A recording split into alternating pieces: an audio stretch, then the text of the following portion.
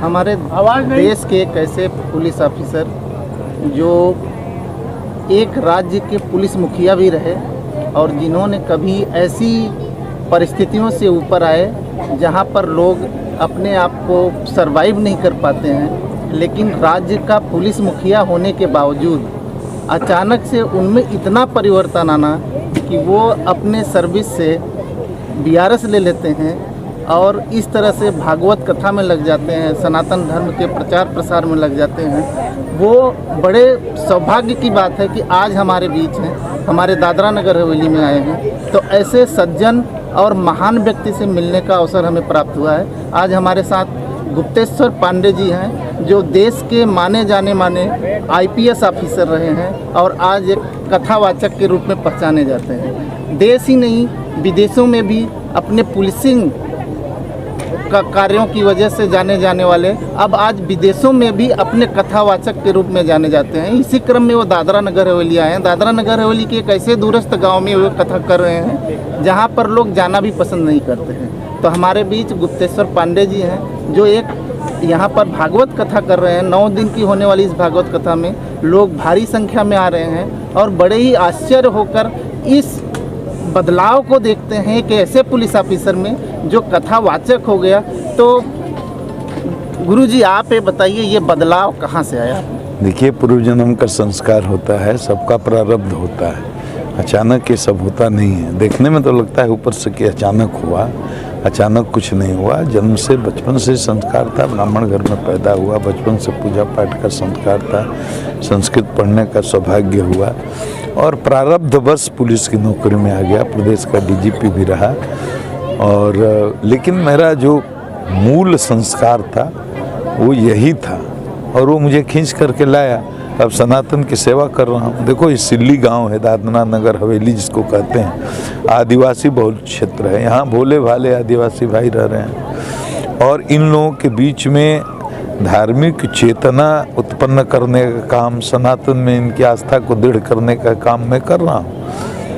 और रवि जी के चलते मैं यहाँ आया, इनके चलते मैं आया और आकर मुझे बड़ा संतोष हो रहा है कि जो हमारे आदिवासी भाई जो अपना धर्म, अपना सनातन भूल करके इधर उधर भटक रहे थे, उनको बहुत बड़ा संदेश, उनको बहुत बड़ा मैसेज जा रहा है। तो मैं समझता हूँ मेरा आना सफल हो रहा है। गुरुजी ये बताइए कि जब पटना यूनिवर्सिटी के एक टॉपर स्टूडेंट आप रहे, फिर सिविल सर्विसेज में आए, तो पटना यूनिवर्सिटी में आपके बारे में मैंने जहाँ तक जाना है, आप संस्कृत से पढ़ाई किए हैं और वहाँ पर आपने टॉप किया पूरे।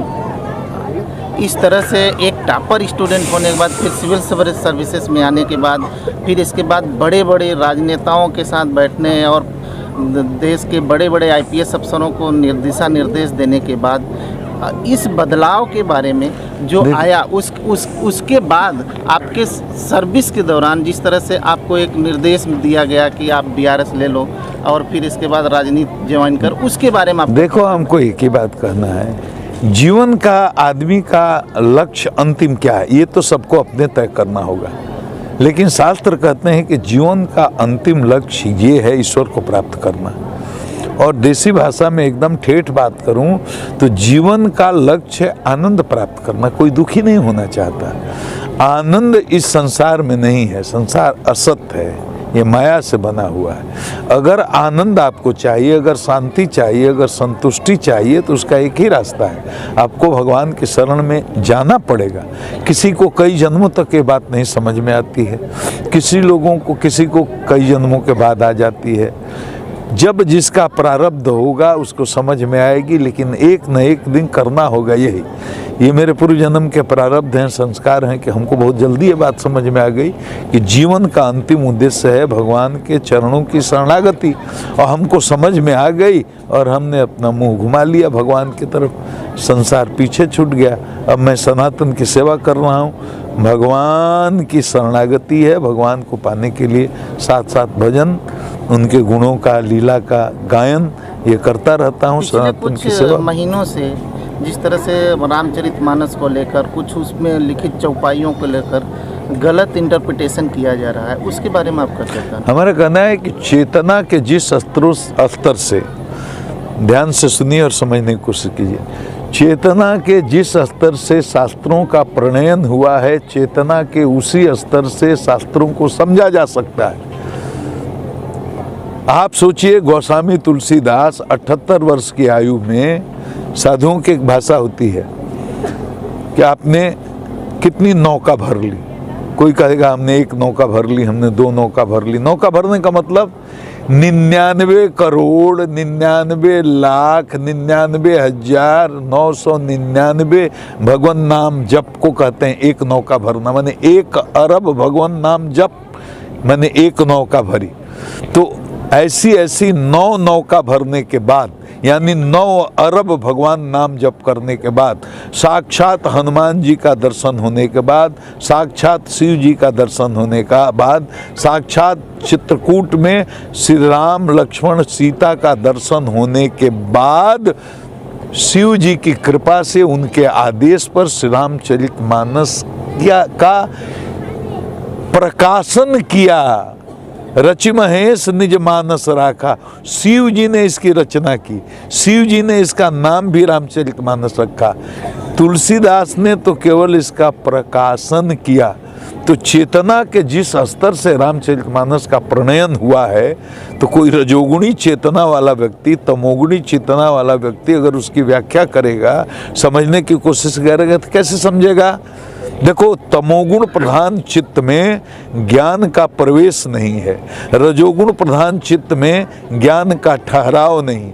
जब तम प्रधान चित्त है तो आहार निद्रा भय मैथुन तक ही उसकी गति है। जब तम चित्त में तम की प्रधानता होती है तो चित्त का स्वरूप होता है विमूढ़ चित्त। तो फूल ही फल ही न बेत, यद्यपि सुधा बरसहि जलद, मूरख हृदय न चेत, जो गुरु मिलहि बिरंच सम। तो ब्रह्मा भी गुरु बन करके आ करके उसको ज्ञान दे समझाए तो उसको समझ में नहीं आएगी। अध्यात्म के तो ऐसे लोगों की आप बात कर रहे हैं जो घोर रजोगुणी है, घोर तमोगुणी है, वो क्या समझेंगे रामचरितमानस? वो क्या समझेंगे वेद क्या है? वो क्या समझेंगे शास्त्र क्या है? वो क्या समझेंगे पुराण क्या है? वो क्या समझेंगे गीता क्या है?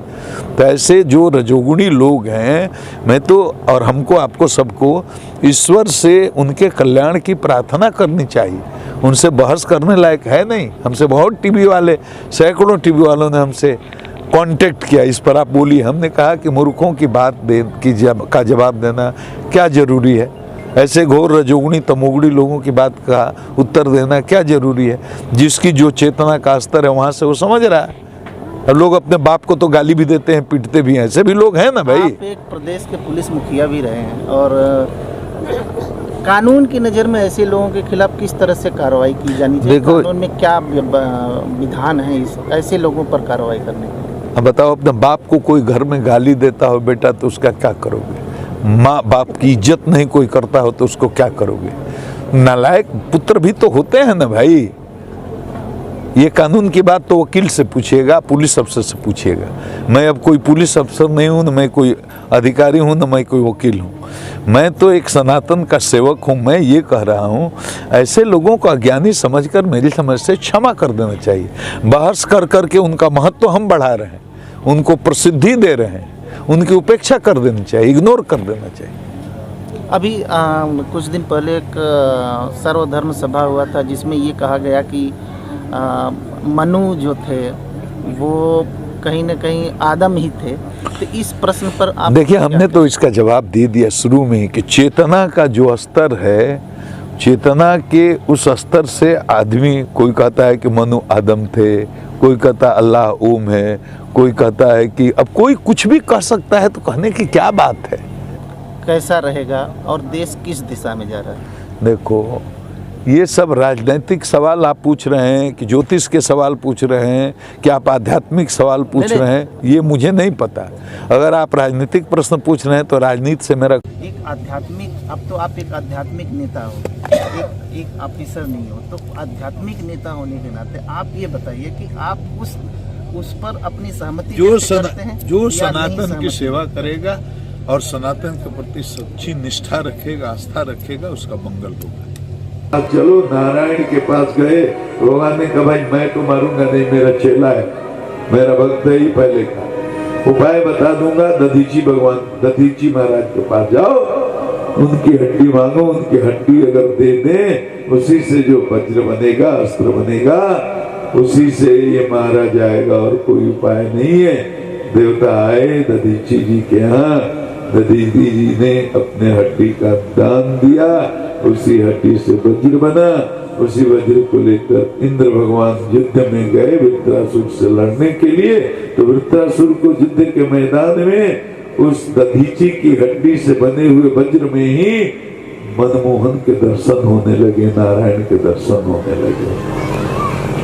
और महाराज युद्ध भूमि में ऐसी दिव्य स्तुति की है नारायण की वृत्रासुर ने कि इंद्र भी मुग्ध हो गए उसके अंतःकरण को देख करके।